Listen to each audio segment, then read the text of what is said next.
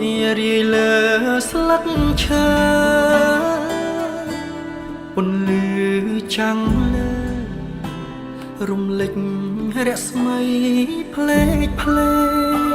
កមនុស្សសត្វនិទ្រីរងា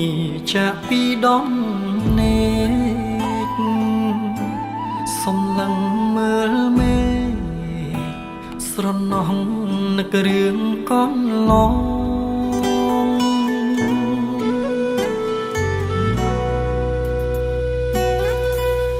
ខ្យល់ធ្លាមពីជើងអាំងភ្លើងភ្នំគោហេមន់ជំនោវាយោត្រជាក់ចាំងក្នុង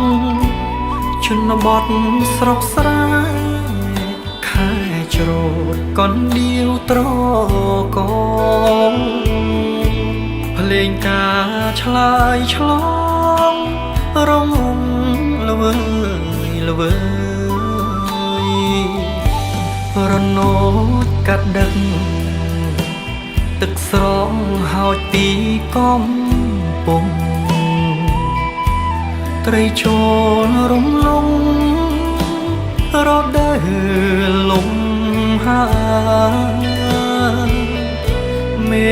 ស្រកានាងសូមអ្នកនាំពីងចំឡាយរំលឹកត្រានត្រា